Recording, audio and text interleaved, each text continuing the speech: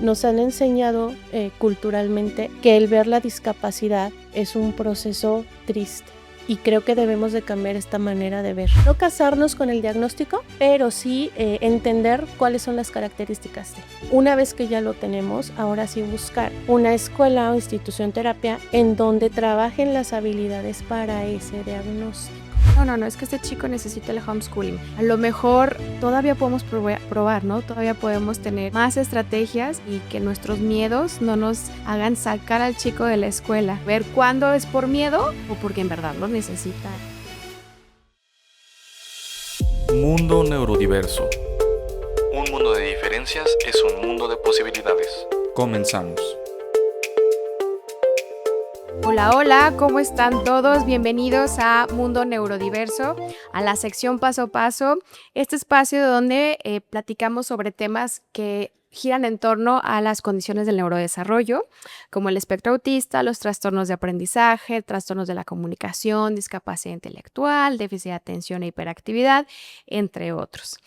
Y el día de hoy vamos a hablar de la educación inclusiva, que es un tema muy amplio y muy relevante para nuestros chicos, sobre todo en relación a lo que los padres de familia deben de conocer ahora que ya tienen en la familia a un hijo o una hija, ¿sí? Con el diagnóstico de alguna condición, ya sea que esto implique una discapacidad o no, una condición del neurodesarrollo. Y es muy importante porque de repente hay papás que se topan con esta situación en la vida, ¿no? De que, ok, mi hijo es autista, mi hijo tiene TDAH, pero que no tienen nada que ver con el tema. Son arquitectos, son ingenieros, no saben nada de educación o de psicología o nada de esta área. Entonces, es difícil, es un reto importante para los papás tomar decisiones desde qué terapia llevarlo, a qué escuela, si donde lo llevo vamos bien o no, cómo puedo yo como papá saber. Y tienen que conocer entonces sobre la educación inclusiva. Entonces, para este tema nos acompaña la maestra Carla Lisset Poli Becerra, maestra Poli como te conocen. Ella es licenciada en educación especial con especialidad en trastornos neuromotores. Ella tiene maestría en psicoterapia infantil con modelo de terapia breve sistémica. Está certificada como orientador de familias en disciplina positiva. Actualmente es docente de educación especial en el servicio de USAER, con 20 años de experiencia brindando servicios psicoeducativos a alumnos con y sin discapacidad, familias y profesionales del cuidado infanto-juvenil y es directora, creadora de NeuroAPI. Poli, bienvenida, muchas gracias por tu tiempo y por compartir los conocimientos que la experiencia te ha dado. Bienvenida. Laura, muchas gracias a ti y a tu equipo por invitarnos a participar con ustedes. Creo que el impulsar, el visibilizar todos estos temas de inclusión, pues están muy de moda, pero no porque sea moda vamos como a tomarla, ¿no? Bien dice el dicho, de la moda lo que te acomoda. Así es. Entonces vamos a fundamentar bien como cuál sería el proceso para que cuando los papás vienen y como especialistas externos nos preguntan, oye, recomiéndame una escuela, un colegio, un camp, ¿a cuál me voy? Entonces es esa parte de decir, no porque está de moda la inclusión, pues te vamos a mandar como a cualquier institución, ¿verdad? Sí. Entonces vamos a buscar lo mejor para ti y para tu hijo, tomando siempre pues la importancia de que elegir una escuela te va a impactar en la autonomía, en tus habilidades sociales, en tus formas de cómo manejas tus emociones cuando se te presenta alguna dificultad en la vida cotidiana. Claro. Y entonces pues es como esa parte de la que vamos a estar hablando hoy. Gracias y arrancamos. Arrancamos, Poli. Entonces empecemos por ¿y para qué la escuela? ¿No? Sabemos, hemos escuchado ya en automático, todos los niños deben de ir a la escuela, es un derecho. Pero cuando estamos con la diversidad, pues tenemos que ver, bueno, también hay diversidad de escuelas o qué nos ofrece. Pero empecemos, ¿para qué la escuela? Así es, los papás llegan y, oye, mi hijo tiene un diagnóstico de autismo, tengo un TDA, no ha encajado en esta escuela y no sabemos qué hacer. Estamos llenos de terapias en la tarde, tenemos ahorita una generación de papás y mamás agotados, son súper especialistas en los temas, saben mucho, se documentan, hablan mucho con sus terapeutas, sus doctores, pero el ¿para qué estoy yendo a terapia de lenguaje y luego 2 veces por semana equinoterapia y luego 2 veces por semana natación y luego la terapia ocupacional y nos vamos, ¿no? Entre terapia y terapia y aparte la escuela y aparte las tareas Ajá. Y aparte vivir. y aparte tratar de vivir, ¿no? Sí. Entonces, tenemos mucha información ahora sobre lo que son los trastornos y la discapacidad. Tenemos información sobre las terapias, para qué son cada una, pero yo siempre les pregunto a los papás que llegan conmigo, ¿eres feliz? Mm. Cuando llevas a tu hijo a la natación, a la equinoterapia, al lenguaje, ¿lo ves feliz? ¿Lo ves que va contento a la escuela? ¿Que avanza en el aprendizaje o en la habilidad para la que lo estás llevando a la terapia? Y es ahí en donde se quedan pensando. Como si lo hicieran un poco en automático, es que es lo que tengo que hacer, pero no me detengo a reflexionar ¿Para qué? el para qué, porque vamos muy deprisa, rápido. angustiados de que no se nos vaya el tiempo, no perder tiempo, ¿no? Exactamente, porque además, pues estamos en una era en donde pareciera que vivimos con un checklist. O sea, tenemos una casa digna, tenemos como todas las comodidades y todas las situaciones económicas pertinentes para atender a un chico con discapacidad. Si no los tenemos, bueno, buscamos las instituciones que nos apoyan con los apoyos y con ciertas estructuras para hacer descuentos o para dar algunas becas. Sí. Y por el lado económico vamos con nuestro checklist. Después nos vamos con un checklist en donde tuviera que aparecer esa figura de familia en donde todos estamos involucrados con la discapacidad de nuestro hermano, de nuestro hijo, de nuestro sobrino, y todos tenemos que saber. Entonces ahí va otra palomita, si lo tenemos, si no lo tenemos. Y luego viene otra parte en donde no podemos estar cansados, ni papá ni mamá, porque hay que llevarlo a terapia, tú lo llevas a una, yo lo llevo a otra, o ¿sabes qué? Yo me encargo de la casa y tú llevas a terapia. Entonces, mamás y papás agotados. Que se va perdiendo una parte de la comunicación del matrimonio y nos enfocamos entonces a la parte de atención, terapia, y en la noche pues llegamos agotados a casa. Ahí va, el checklist. ¿Cumplimos con todas las terapias? Sí. ¿Cumplimos con todas las tareas de la terapia? Sí. Y entonces, ese para qué pareciera que es un llenar una lista para evidenciar que lo estamos haciendo bien como familia. Es ahí en donde nosotros como terapeutas, como especialistas, debemos rescatar a las familias. ¿Sabes qué? Tranquilo. Tenemos un diagnóstico, sabemos de qué se trata ese diagnóstico. Sí, pues es esto y esto y esto y esto. Se convierten en excelentes especialistas sobre los temas. Y entonces, ok, perfecto, sabes mucho. ¿Para qué te sirve saber cuál es el diagnóstico? Pues para saber a qué terapias llevarlo. Sí, pero ¿qué va a adquirir? ¿Qué habilidades va a aprender? ¿Hacia dónde va? ¿Hacia dónde va? Vas con tu hijo. Ajá. ¿Tienes un plan de vida para tu hijo? No. Ok, en ese plan de vida vamos a pensar en dónde lo vemos en este año, en 5 años y en 10 años. Porque ya lo hablábamos la vez pasada. La calidad de vida y los años de expectativa de vida de las personas con discapacidad y con trastornos del neurodesarrollo es más amplia que antes. Claro, sí. Y entonces no visualizamos como familia que van a llegar a ser adultos. Y tenemos esta cultura de infantilizar a las personas con trastornos o con discapacidad. Y en esa búsqueda de conformar un plan de vida es orientar a las familias a ver más allá de lo que te está pasando en este momento.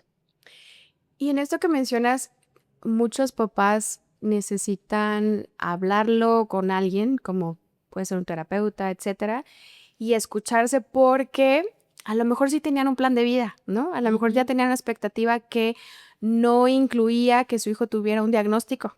Entonces, al momento de que la vida te dice, pues esa expectativa que tú tenías no va a suceder. Hay que cambiar de rumbo, la vida nos va a llevar a algo distinto. Entonces pues ahora sí que ya no sé para dónde. O a veces estoy trabajando y haciendo todo esto de la escuela, las terapias, para ver qué tanto me acerco a la expectativa que yo tenía, qué tanto puedo hacer que mi hijo pues no tenga ese diagnóstico, ¿no? O sea, se parezca a un chico neurotípico. Entonces es como ir contracorriente porque no vamos a lograr mucho, va a ser muy desgastante. Entonces también en ese sentido creo que es importante que el papá diga, no, más bien, ¿hacia dónde quiero ir? ¿Cómo es mi hijo? ¿Cuáles son sus habilidades, sus retos y qué hay en mi entorno para ofrecerle, ¿cierto? Entonces, qué importante el que también alguien los acompañe en este proceso de saber hacia dónde vamos. Sí, y fíjate que es un tema bien importante porque la salud del cuidador es la primera. Ujú. O sea, acompañando a tu hijo o a tu familiar, Ujú. el cuidador es la primer persona a la que tendríamos que atender.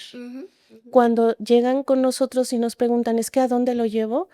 Hay que hacer como una pausa y preguntarles también, ok, ¿y tú ya vas a terapia? ¿Has trabajado tu duelo? ¿Has trabajado tus expectativas? ¿Has trabajado tus ilusiones no cumplidas? Ujú. Entonces se quedan, caray, ¿yo también valgo? Claro que tú también vales. Ujú. ¿Por qué? Porque finalmente pues eres tú el que le va a aportar toda esa energía, todas esas ganas, toda esa esperanza que tienes Ujú. para no cansarte, Bien. para realmente estar enfocado en el para qué lo estás llevando tantas terapias. Y entonces cuando llegan y, oye, es que estoy cansada, me da miedo dejar terapia de tanque, por ejemplo, en esta institución, porque duré 1 año o 2 años en lista de espera, Ujú. por fin tiene esta terapia, ya tenemos 5 años yendo a terapia de tanque, pero estoy cansada de esa terapia. Ujú. Entonces siento como que realmente ya no avanzamos con esa terapia, ya no queremos otras cosas. Ok, en ese proyecto de vida es visualizar nuestros apoyos, Ujú. cuánto tiempo van a durar, qué vamos a aprender y qué habilidades conseguimos con esos apoyos específicos Ok. para esa habilidad Ujú. y si estamos disfrutando el proceso. Nos han enseñado culturalmente que el ver la discapacidad es un proceso triste. Ujú. Y creo que debemos de cambiar esta manera de ver a la discapacidad y a los trastornos, no como algo triste, no como algo de que chin, nos pasó. No, ¿sabes qué? Es un área de oportunidad. Ujú. No sabemos nada, pero vamos a aprender. No estamos solos. Y algo que nos sucede mucho también es que pensamos que somos los únicos a los que nos pasa. Ujú. Y existen redes de apoyo, existen nuestras familias, existen las instituciones, pero no nos sentimos con la confianza de pedir ayuda. Creemos que podemos hacerlo solos o que tendríamos que hacerlo solos. Y no. Hay familias que se hacen en familias extensas con otros compañeros dentro de las mismas instituciones que tienen la misma discapacidad Ujú. y entre las mismas mamás son las redes de apoyo. ¿Sabes qué? Hoy le toca a tal mamá y nos vamos todos en la camioneta con ella. Ujú. Y entonces es esa parte de no estamos solos, tú como cuidador también importas tu salud mental, tu salud física, ya comiste mamá, ya desayunaste papá, abuelita, abuelito que acompañan a nuestros niños, cómo andan de la presión, tienen diabetes, cuántos años tienen. Tenemos abuelitos de 80 y tantos años todavía apoyando en la crianza de nuestros alumnos con discapacidad y sin discapacidad también. Así es. Entonces, es ver quién está cuidando, Ujú. en qué etapa de vida está, Ujú. cuáles son sus necesidades, para meterlas también al proyecto de vida, porque esta Ok. persona no nos va a durar siempre. Así es. Entonces va a cambiar el rol. Muy bien. Entonces nos compartes el que no se aíslen, ¿no? Y que busquen las redes de apoyo. O sea, pueden Exacto. generarse nuevas redes de apoyo que puede no necesariamente ser la familia o además de la familia, y identificar como cuál es la prioridad, ¿no? Exacto. Como priorizar mis recursos, los voy a invertir por este tiempo a esto y después a otro tipo de escuela, otro tipo de terapia, etcétera. Puede ser muy variado, ¿no? Pero es como tomar decisiones porque, como dice, se puede todo, pero no todo al mismo tiempo, ¿no? O sea, es poco a poco porque si no, el cuidador se va a quemar, se va a desgastar. Bien, Poli, y entonces ya específicamente de la escuela, ¿cómo un papá puede entender esto de la educación inclusiva? Y cómo puede ir identificando cuál es la mejor escuela para su hijo. Hay quien dice, pues la mejor escuela es la que está a la vuelta de tu casa, ¿no? La que está más cerca de tu casa. Tú vas, confías y ves los recursos que tienes. Hay quien dice, no, tienes que buscar una escuela que ya tenga cierta experiencia o primero más bien fíjate las habilidades de tu hijo. ¿Cómo los papás pueden saber todo esto? Creo que mucho parte del diagnóstico, no casarnos con el diagnóstico, pero sí entender cuáles son las características de. Una vez que ya lo tenemos, ahora sí buscar una escuela o institución terapia en donde trabajen las habilidades para ese diagnóstico. Ok. ¿Sí? No hay que perder de vista que el psicólogo, el neurólogo, el terapeuta nos expliquen primero de qué se trata y nos den las recomendaciones educativas. Pero en estas recomendaciones nos vuelven a dar la lista de qué sí debería de hacer y qué no hace, pero es más bien fijarnos qué habilidades tiene ahorita.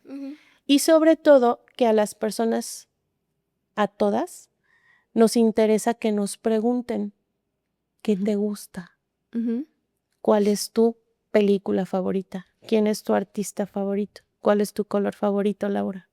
El mío, son varios, pero digamos que el morado. Ah, igual, el morado, el fuchsia, el negro. Ok.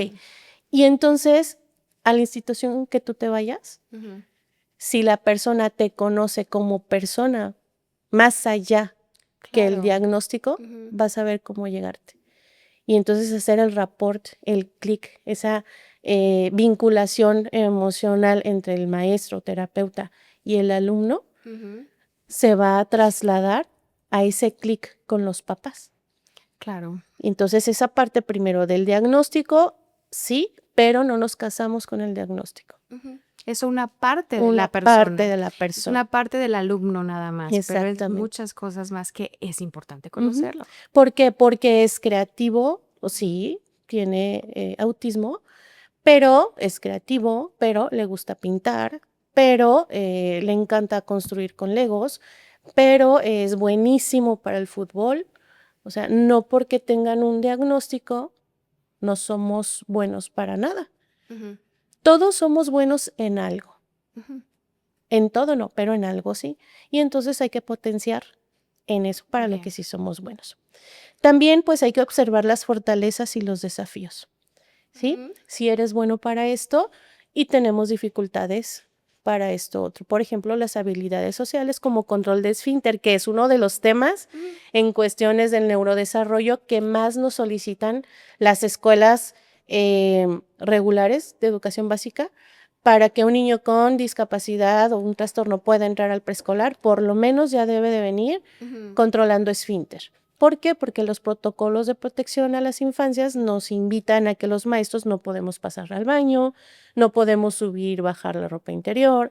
Entonces, esas habilidades se recomienda primero que las trabajemos con un terapeuta particular para posteriormente trabajarlo ya en la escuela y que es un trabajo de casa. El control de esfínter, de abrocharnos las agujetas, de lavarnos los dientes, las manos, peinarnos y de cuidar nuestros objetos personales es de casa. No nos toca las escuelas. Sin embargo, los profesionales estamos tan comprometidos con nuestro trabajo que lo terminamos haciendo. Pero sí es como una etapa en el desarrollo en donde las familias deben tener muy claro que estas pequeñas esferas les toca a los papás o a los cuidadores y tutores. Muy bien, para que lo más pronto posible empiecen a practicar, porque a lo mejor va a llevar su tiempo, lo van a Sí. lograr. Sabemos que la mayoría lo van a lograr, lo pueden lograr, Ujú. pero hay que ser constantes. Claro. Ujú. Y, por ejemplo, ¿sabes que mi hijo no tiene cognitivamente nada, pero tiene discapacidad motriz? Ujú. Entonces, si ya sabemos que el control de esfínter no es su fuerte, Ujú. pero cognitivamente y socialmente tiene las habilidades para estar en una escuela regular, vamos, Ujú. ¿por qué no lo llevas? Porque entonces aparece ahí una parte muy importante del ser humano que se llama el miedo. Ujú. Y entonces el miedo nos paraliza y nos bloquea. Entonces, el miedo va a decir, es que no me lo puedo llevar a la primaria. Ajá. A lo mejor en preescolar sí, en guardería sí, pero en primaria no, porque se lo van a comer los de primaria. Esto que dicen es que los niños son muy crueles. La verdad es que no. Los niños no No. son crueles. Los adultos somos los que a veces podemos ser excluyentes, ¿no? Sí, yo creo fielmente en que los chicos son repetidores de lo que ven. Ujú. Entonces, si ven que te expresas mal de una persona con discapacidad, si ven que te expresas mal en tu entorno de compañeras, compañeros, y utilizas un lenguaje discriminativo, un lenguaje a lo mejor violento, Ujú. para no meternos en temas de violencia de género, pero que haces chistes y no dices nada, Ujú. que lo comparten, cosas así, los chicos lo hacen. Claro, Entonces, si ellos imitar. están en un ambiente sensible a la discapacidad, van a saber cómo conducirse a las personas con discapacidad. Sí.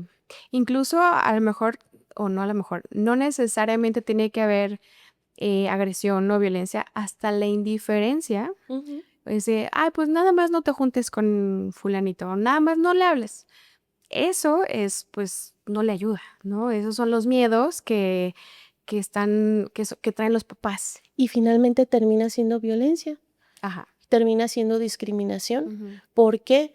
Porque si tú ves que le está sucediendo algo y no haces nada, eres parte del problema. Ujú.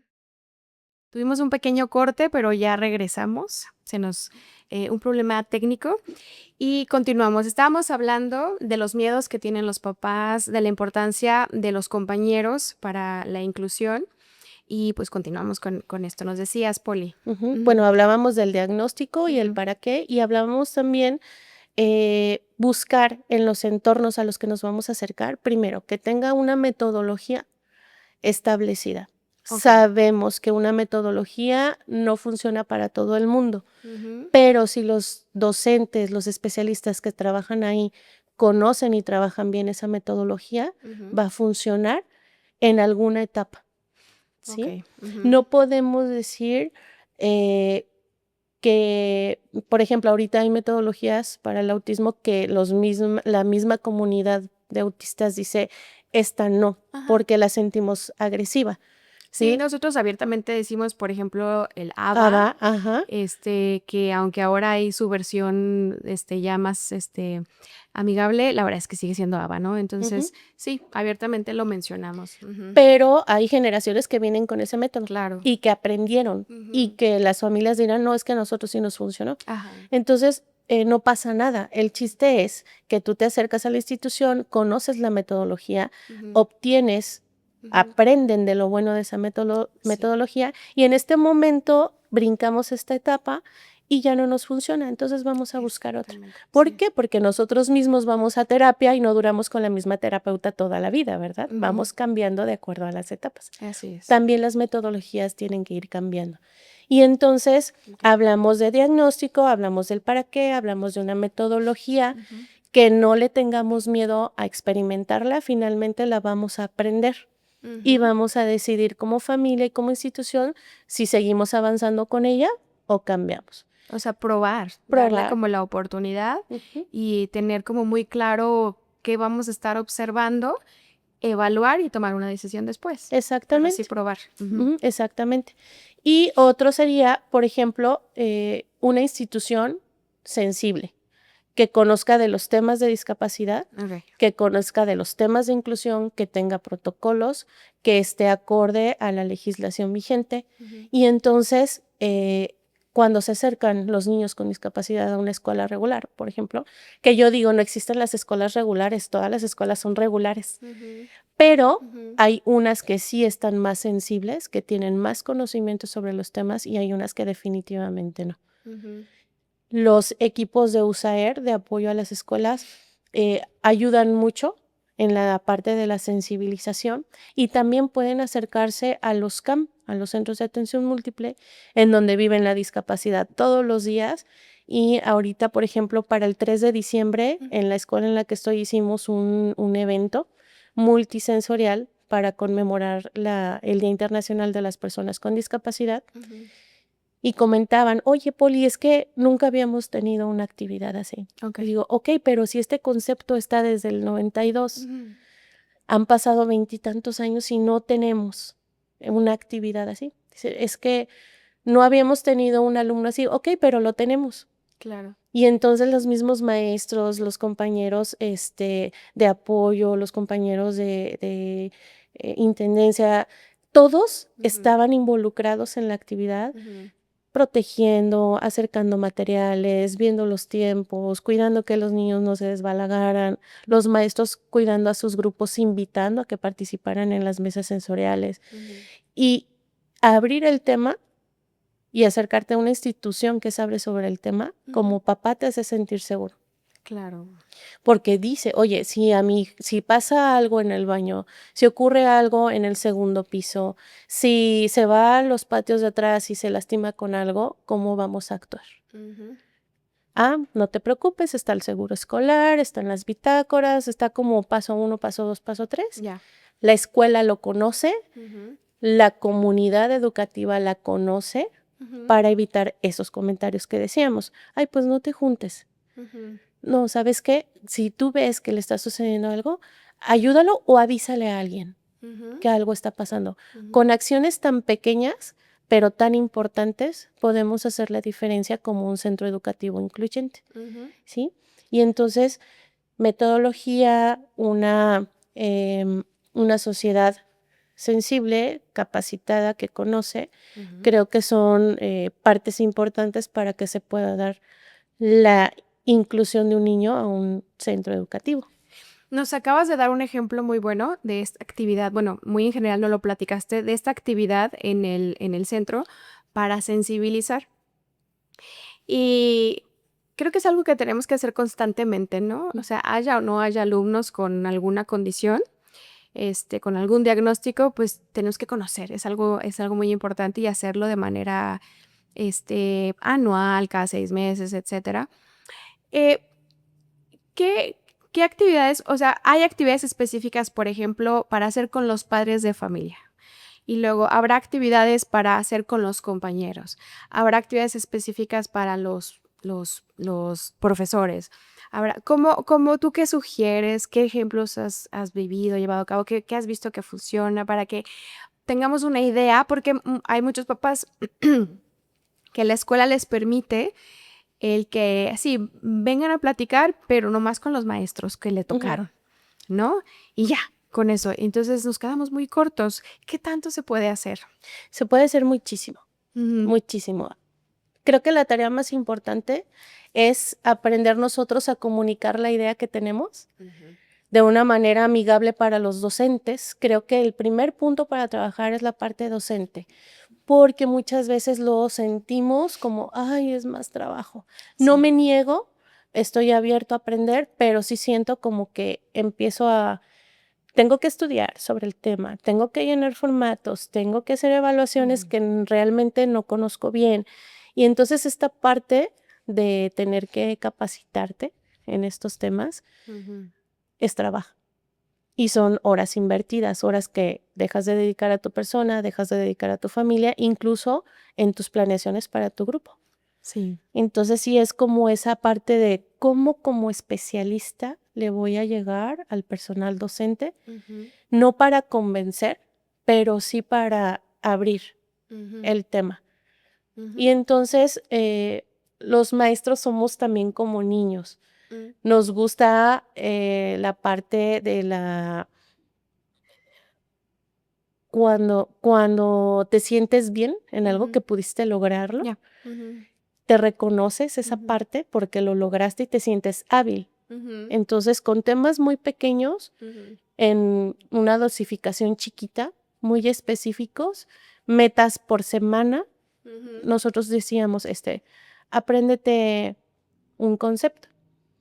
El primero es personas con discapacidad, porque todavía dicen, es que los discapacitados, y nosotros así, Así, eh, se nos enchuca tiempo, la cara. ajá, tiempo, es personas con discapacidad.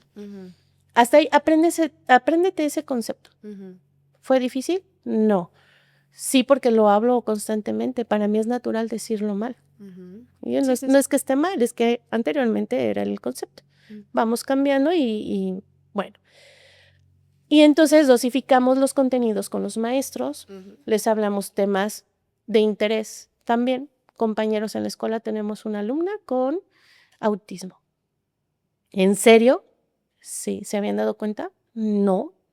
Y es que hay 12 grupos, 15 grupos. No sabíamos que estaba este compañero. Ok, ¿y sabían que tenemos alumnos con discapacidad intelectual? No. Ay, son los chicos que están yendo a la USAER. O sea, unos sí y unos no. Ok, entonces, ¿quiénes son? ¿Qué les gusta? ¿Conocen a los alumnos? ¿Conocen a su familia? Pues sí, sabemos que son el señor fulano y la señora sutana. Ok, ¿y qué hacen? ¿En qué trabajan? Vas envolviendo a los maestros a ver la parte humana de sus alumnos y a estudiar al mismo tiempo, de una manera amable y que no lo sientan como un trabajo extra. Claro. Si el maestro siente que es un trabajo extra, se va a cerrar por completo. Sí, es como, no, esto no me agrada. Algo que yo he observado es que cuando se dan cuenta que esto les va a facilitar, ¿no?, el trabajo con este alumno en específico y con todos, porque hay muchas estrategias que sirven para todo el grupo, o sea, benefician a todo el grupo, no es que nada más para uno o dos, ¿no? Muchas de las... Entonces también como el que vean el beneficio de aprender esto, ¿no? Exacto. El beneficio. Mira, una estrategia bien sencilla, la agenda pictográfica. Entonces dicen, ay, es que sabes que me ayudó a regular a todo el grupo porque ya saben, de septiembre que entraron a noviembre, ahorita que fue la primera evaluación, ya saben qué actividad sigue. Claro. Así de sencillo. Y fue algo que no fue, ay, es que es para este alumno en específico. Ay, es que lo hicimos por él. No, te sirvió para todo el grupo. Algo muy sencillo. Sí. Y entonces, pues se van envolviendo y los papás ven que les funcionan y que el chico no se siente señalado. Entonces los papás empiezan a hablar también, oye, y a ver, papás, tenemos una pictoagenda en donde los muchachos ya saben cuál es la rutina del día, repasen la rutina con sus hijos. Y entonces ya involucraste a los papás. Claro. También. Pongan la rutina de la tarde, ¿no? En casa. Exactamente. Y se van regulando todos. Es algo sistémico. Claro, y ya no es él es el que usa la agenda y nosotros somos diferentes, ¿no? Ya es todos, a todos nos ayuda y ayuda a la inclusión, ¿cierto? Sí. Fíjate, un recurso tecnológico es el uso de la calculadora. Ok.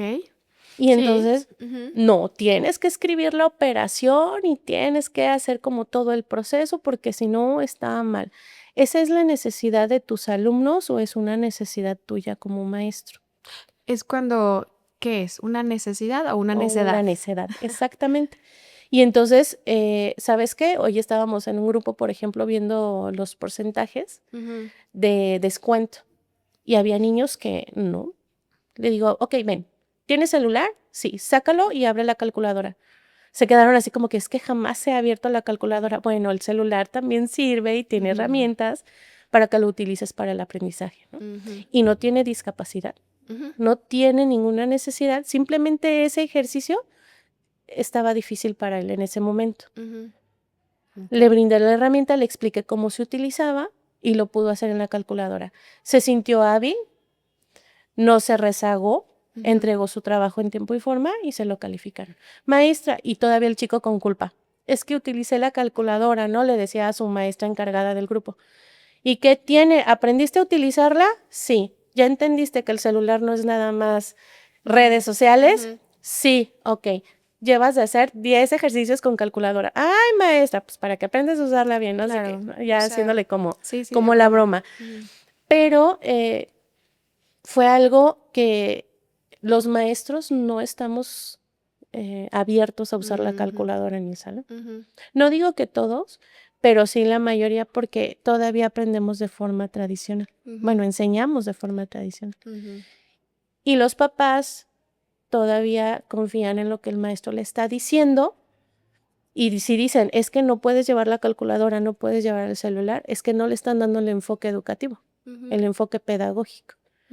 La actividad que te platicaba en la escuela estaba relacionado con los PDA, con los contenidos, o sea, con el plan actual, que es el 22, y entonces, en relación a eso, hacíamos las actividades conmemorando la fecha.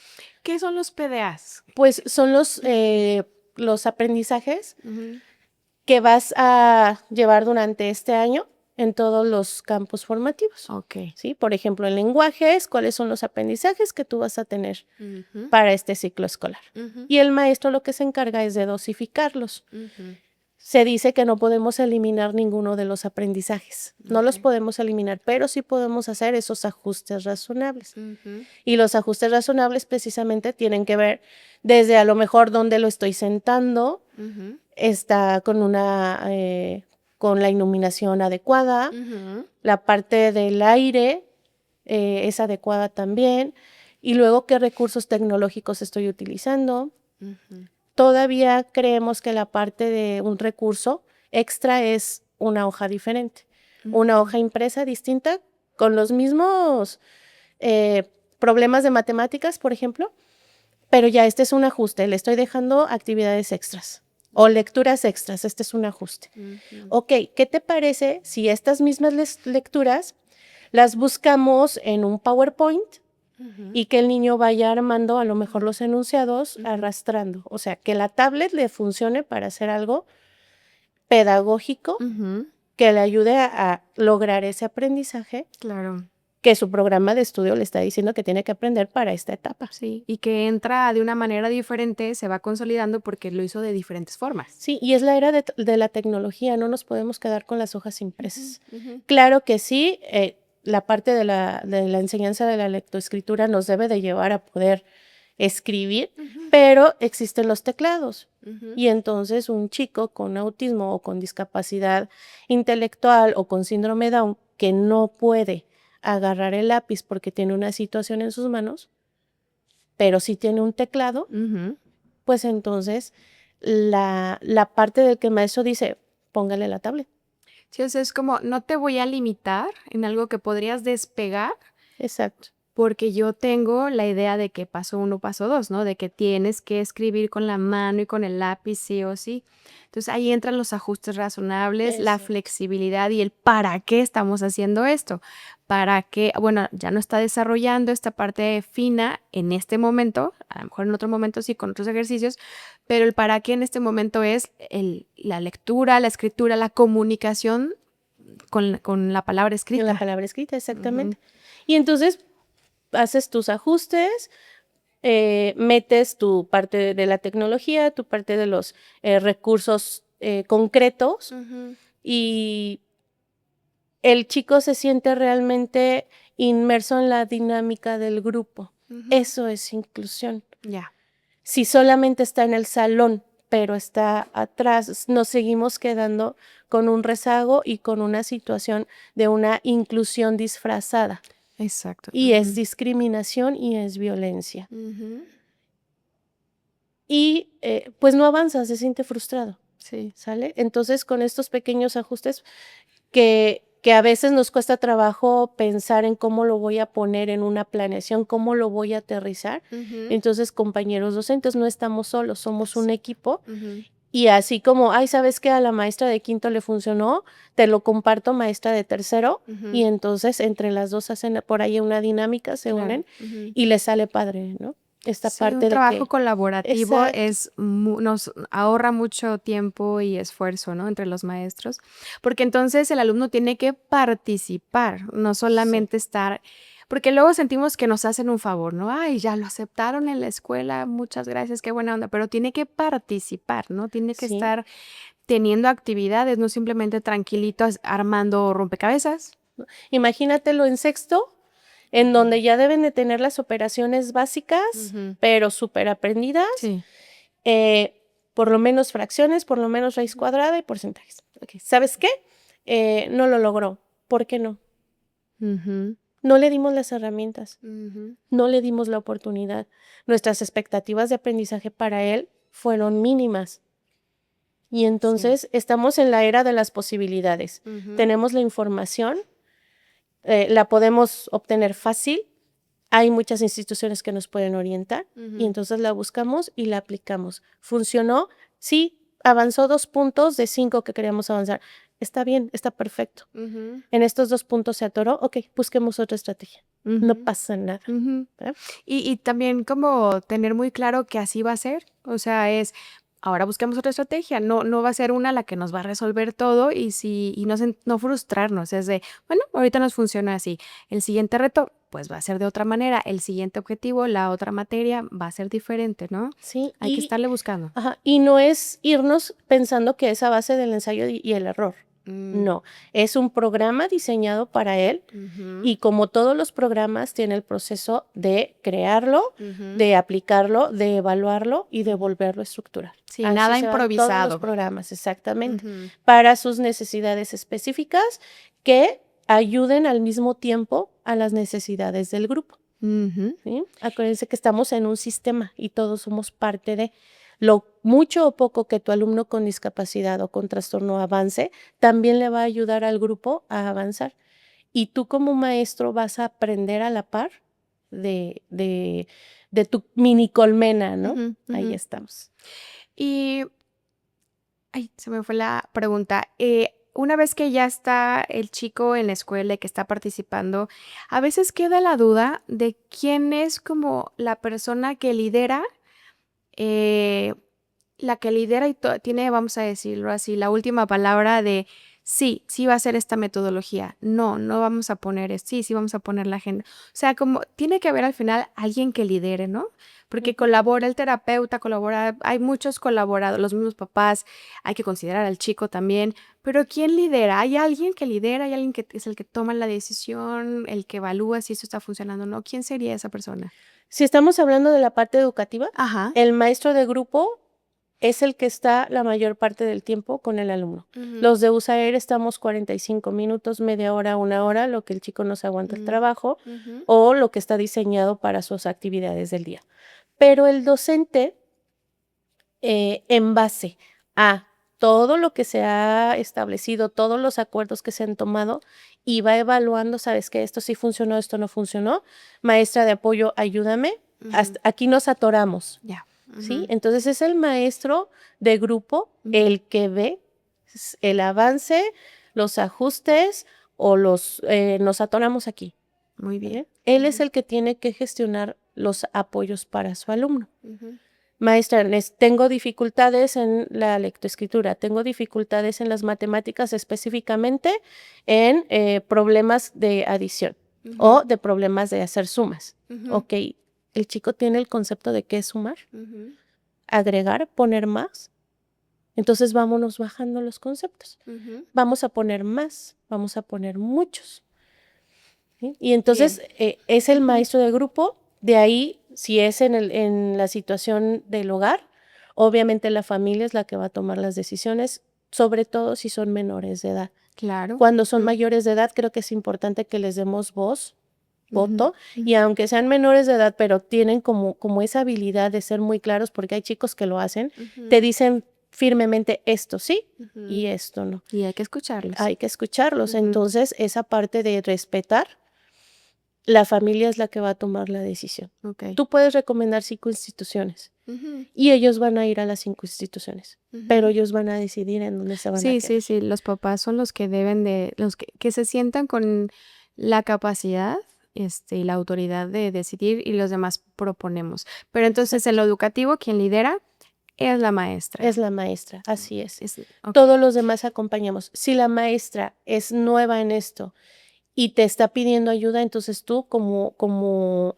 apoyo de USAER, sí Claro, tienes sí, la claro. responsabilidad de guiar a tu compañero docente Ujú. y de continuar esa parte de la comunicación, pero entonces sí, la responsabilidad va a ser más del compañero especialista Ujú. porque tiene las herramientas. Ujú. Y entonces al compartirlas y al decir, bueno, ya vas conociendo, ahora sí ya te toca a ti, porque yo también soy un apoyo, soy un recurso, que no me vas a estar utilizando todo el ciclo escolar con con el mismo tema.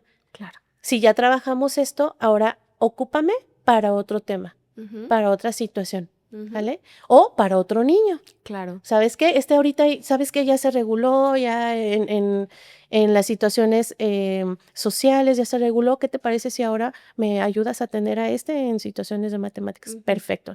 Y entonces el recurso es bien utilizado, Ujú. ¿vale? No somos para siempre. Y también transmite la idea de que todos necesitamos ayuda para algo, Ujú. ¿no? En algún En momento. algún momento, exactamente. Ujú. Ahora, hay metodologías que son homeschool. Ujú. Y entonces, pues se rigen con sus normas y los maestros les van a dar las estrategias de trabajo, pero también los papás van a decidir, ¿sabes qué? Esto no me está funcionando Ujú. dentro de la educación en casa y esto sí, escuela, ayúdame, ¿cómo vamos a solucionar esta situación? De acuerdo. ¿No? Y Ujú. entonces son muchas maneras de trabajar Ujú. porque se han presentado situaciones en que la discapacidad es muy severa y aunque pongamos muchas estrategias de regulación, los chicos no logran en sociedad. Lo aceptamos así, existe el homeschool y entonces en casa sí se regula, pero porque es su entorno donde se siente protegido, donde sensorialmente está regulado. Ujú. Y por más que han buscado en otras instituciones que él se sienta regulado, no lo ha conseguido, bueno, aceptamos que trabaje en casa. Ujú. Y la familia es la que sigue tomando las decisiones Ujú. del aprendizaje en casa. Sí, sí, que eso es un tema bien interesante Ujú. porque entramos en el terreno de lo subjetivo, así de, no, es que este chico necesita el homeschooling, porque no se ha incluido, porque a lo mejor todavía podemos probar, ¿no? Todavía podemos tener más estrategias y que nuestros miedos no nos hagan sacar al chico de la escuela. Ujú. Pero ciertamente hay muchos chicos que sí se benefician de estar, o sea, que les proporcionemos tal cual lo que necesitan, ¿no? Y eso a veces es el homeschooling, pero Ujú. ver cuándo es por miedo o Sí. porque estamos enojados o estamos derrotados o porque en verdad lo necesita Exactamente. el chico.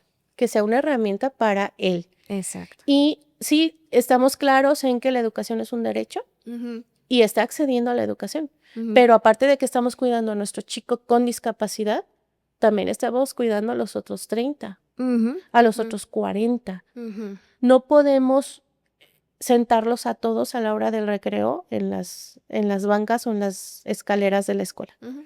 Los chicos van a jugar, van a gritar, van a bailar, van a aventar pelotas, van a pintar, van a traer juguetes y les van a llamar la atención.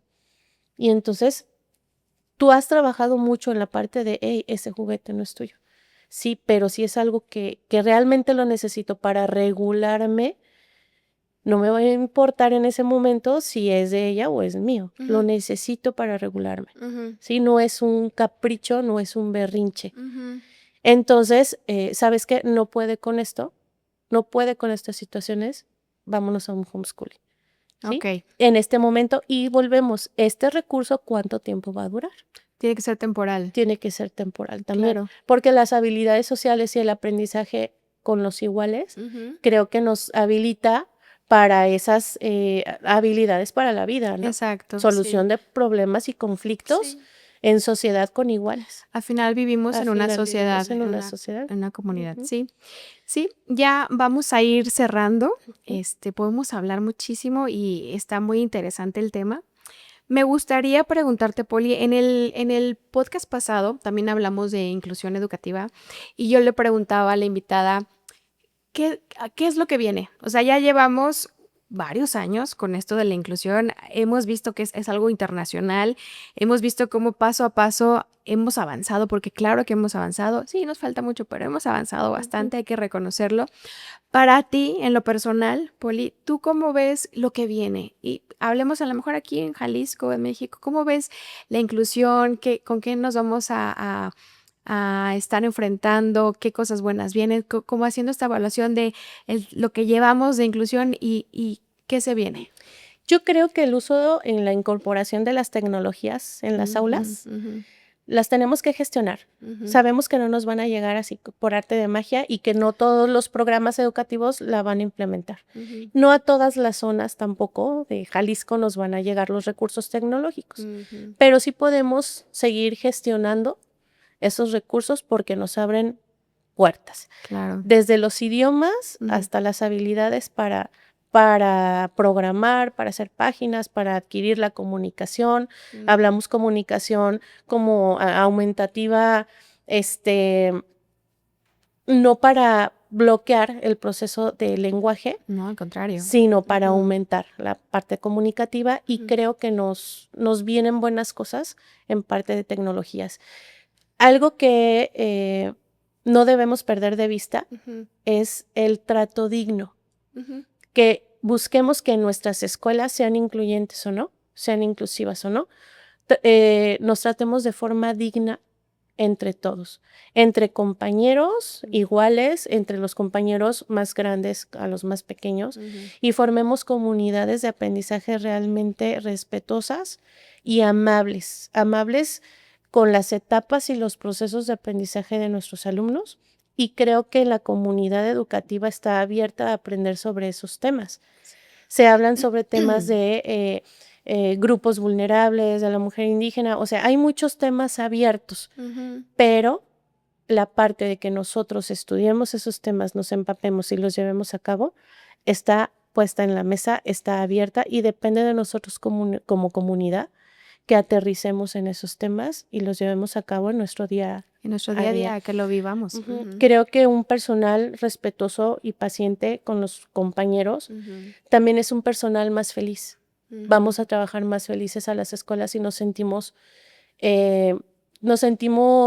capaces. Claro. Entonces, creo que en Jalisco está abierta esa parte del trato digno, respetuoso, tanto para los maestros como para las familias, como para los mismos alumnos. Muy bien. Y pues nos da mucha esperanza todo esto y hay que seguir abriendo camino, hay que seguir trabajando por la inclusión. Poli, muchísimas gracias por tu tiempo. Quiero hacerte invitación para más adelante seguir platicando de estos temas, para dejar la puerta abierta en Atzan cuando tengas tiempo. Ya nos pondremos de acuerdo. Sí, Laura. Me encantaría que volvieras a venir y que nos puedas decir si te pueden encontrar no sé si tengas redes o alguna página o tu consultorio que estás abriendo, no sé. Sí, bueno, aquí en Zapopan estamos abriendo NeuroAPI. Realmente es nuevo aquí en Guzmán. Tenemos 12 años de experiencia en Ciudad Guzmán, pero aquí en Zapopan NeuroAPI es nuevo y estamos en el teléfono 33 21 78 51 26 con previa cita, y lo que trabajamos ahí pues es una rehabilitación neurocognitiva, habilidades para la vida, trabajamos funciones ejecutivas y realizamos programas específicos para los alumnos. Pero también en Facebook estamos como NeuroAPI, en Instagram y en TikTok. El mismo nombre y aparece un cerebrito con unas abejitas. Para que lo identifiquen. Para que nos identifiquen. Pues muchísimas gracias, Poli. Si a los que nos están escuchando les gustó este episodio, este tema, que compartan, ya sea que nos estén escuchando en Spotify o en YouTube o en alguna de las otras redes que son TikTok, Instagram y Facebook. Ahora sí que no hay pretexto, los pueden encontrar en todos lados. Compartan si les ha gustado y que nos sigan en nuestras redes, que nos comenten, ¿no? Si les gustó, no les gustó y qué otros temas quieren escuchar. Muchas gracias y nos vemos para la próxima. A ti, Laura, gracias. Si te ha gustado este podcast, compártelo. No olvides seguirnos en nuestras redes sociales, YouTube, TikTok, Facebook e Instagram como @centroatzan. O visita nuestra página web al www.atzan.com.mx.